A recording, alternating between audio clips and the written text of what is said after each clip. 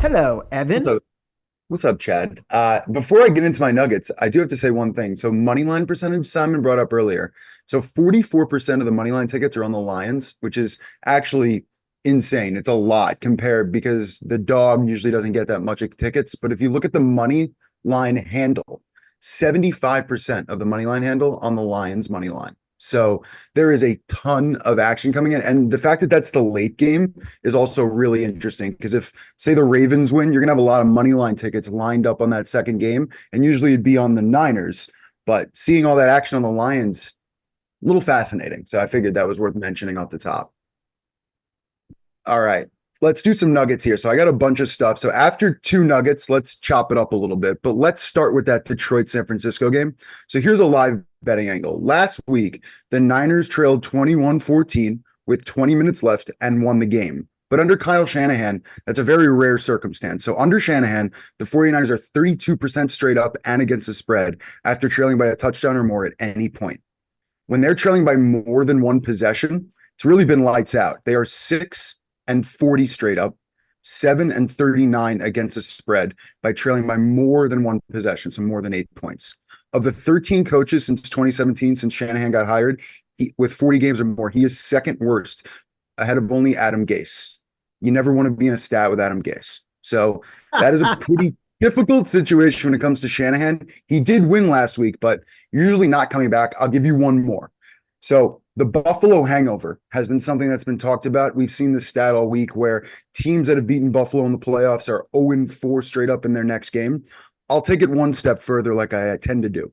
So it's not really a coincidence. Over the last three seasons, teams are 3-14 against the spread, the game after beating Buffalo, failing to cover the spread by 6 points per game. And that's like 24-41 after beating Buffalo under any circumstance. So usually we've talked about this in the past with like the Ravens, the Steelers, the 49ers. There's something about this Buffalo team, maybe Josh on the offensive side, that kind of takes it out of teams. Man, that's a good one. Yeah. I've got a theory on the Shanahan Okay. record. He's never had a quarterback he could rely on. And Yeah, Brock in the Purdy, I past was think, really bad. is a difference maker. That's what I What do think. you think, Simon? I think Chad's onto something. The quarterback in the past was terrible. Now at least he's moderate and level, and so I think that stat is pretty much like the rest of every coach. That's my opinion on it. Yeah, Yeah, I and agree. that right there is a stat where it's like that's what is so special about him, where it's like his offense, if it's all working, he can make anyone, Jimmy Garoppolo, into a Super Bowl quarterback. Exactly. But if that Jimmy Garoppolo, that same Jimmy Garoppolo gets down seven, it's like It's they're over. kind of screwed. And that's been the interesting part about Kyle's tenure, where it's like he's never had the guy. He traded up for Trey Lance, really put his neck out there and say, you know what? I screwed up the third pick overall. How about we use this guy who was the last pick in the draft as our starting quarterback? And it's like, that's what it takes to be a great coach. It's like that Purdy has to feel that pressure and that confidence, right? Where it's like the coach really stuck his neck out for him and he delivered this season. They got the one seed. Chad just talked about like that comeback. That's not something Jimmy would have done, right? Like we would have left him for dead.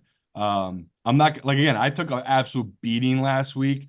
That was another incredibly dumb bet I made where it's like, oh, Shannon's down right now in the fourth quarter. Let me wait for them to get closer, tie this up, and I'll do another bet on Green Bay. Instantly regret that bet, trying to fade Shanahan in that spot. But yeah, it's like that was a turning point, right? Like that Purdy could have found something in that game, or Chad might be asking himself midway through the third quarter of this Detroit game, why did I bet on Purdy as a 7 point favorite once again? And that's the hardest part here, trying to bet these guys, where it's like it's hard not to have a little bit of doubt. Of all the quarterbacks left, right? The only one that with a little bit of doubt is Purdy, because the other guys, Lamar MVP, Mahomes Super Bowl, Goff Super Bowl, like there are a lot of questions about Purdy, but man, is he disproven a lot of that stuff. Like that comeback last week, like Chad said, that's something Shannon's never had before. So we could definitely be seeing the start of a new dynasty here in this 49ers team. I'll also say this: Lions this year 10-0 straight up after leading after the first quarter. So if they fall behind, that might come into play a little bit. Interesting. All right, so let's Since I'm go. known for creating incredible mottos on the spot. I'm going to give you one right now. It may not be pretty, but in Purdy, we trust. That's like a Dan Ravel headline. Oh God. Lions plus 7.5. All right. So Yeah. let's this is a good one on Goff. So the Niners sacked the opposing quarterbacks at a rate of 4.2% this season. So that's the percentage of defensive plays that end in a sack. And for reference, that's very good. But surprisingly, Goff has faced teams at a rate of 4% or higher. He is 28, 16, and 1 against the spread in his career, including 15 and 4 as a Lion and 7 and 1 this season. So guys like Stuckey tend to say he turned into a pumpkin. We say it as well, but that's actually a pretty good mark of 15 and 4, especially when you consider he is getting the 7 points this week. You're not flipping it around. So that's one, and then we'll go one this more week, but that's amazing. I love that. I'm on the Lions, so this is fantastic. Let's go to Mahomes and Baltimore for a second. So much has been made of Mahomes, but Lamar versus this Chiefs defense to me is probably the biggest matchup of the game, as I think has been discussed in this pod. So KC is allowing just 17 points per game this year.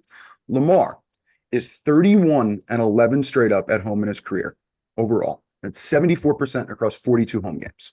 Versus teams allowing 20 points per game or more, he is 23 and 5, 82%. Versus teams allowing less than 20 points per game, he is just 6 and 6. So better defenses, better scenarios, hasn't been the easiest for him. It's been tighter games, for what it's worth. I got two more in there. I just want to say one thing. I noticed you were on the Lions. You put that pick into the app pretty early in the week. And I'm not going to lie. It was right after Simon and I had a conversation and my stomach dropped a little bit. So until Simon had said the Sharps were with me, I was a little bit antsy. Now I'm feeling. I'll be honest. I literally on this podcast, I bet it at 7.5. So I bet it again. So that's where I sit. I just think Detroit's been absolutely torched on defense, but I don't trust Purdy. I won't trust Purdy. It's not, I feel like he's a mediocre quarterback in an amazing system. And the fact that Debo is banged up and not himself, I just don't trust it. I'll take the points, especially. I think I'm with Simon as well. I think it's going to get to 8, especially like that day. You're going to get a lot of Niner action, in my opinion. All right. 2 more for you guys. Yeah. San Francisco treat. So the 49ers have actually lost 6 straight home games against the spread. They haven't covered at home since October 8th. They are 3 and 6 ATS this season at home. In the last 20 years, only 2 teams have played a home game in their conference championship with the home win percentage ATS 33% or less, like the 49ers. They were both Mahomes. They were both the Chiefs, 2022 and 2020. Chiefs won, Chiefs covered, moved on, nothing mattered. I find it interesting just because the 6-game home losing streak, mostly wins, mostly not covers, end up winning and covering in that game with the shorter spread. I'm a little scared because why is the number so much higher this week when those Mahomes games, short spreads, basically pick'ems, kind of the reason I like the Lions a little bit. I think it's just inflated. So that's number 1. And then we're going to do the Mahomes dog thing just because we kind of have to. So he hasn't been an underdog in consecutive starts since his rookie year in 2018. After the outright win last week, he is 8 and 3 straight up in his career as an underdog. It's the best record for any quarterback in the Super Bowl area with a minimum of 10 starts. Best ever. Now, the Chiefs opened plus 3.5. We're still seeing 3.5s. There's some 4s, but it's just the 6th time Mahomes has opened at plus 3 or higher. First time since Baltimore in 2020, which is always a fun situation. He's actually 5-0 against the spread. Never lost against the spread in this spot. Always finds a way. And here's a fun one if you like it with the later game. So Mahomes 11-0 as an underdog in a 6-point teaser. So if you wanted to push that up, that might be an angle too.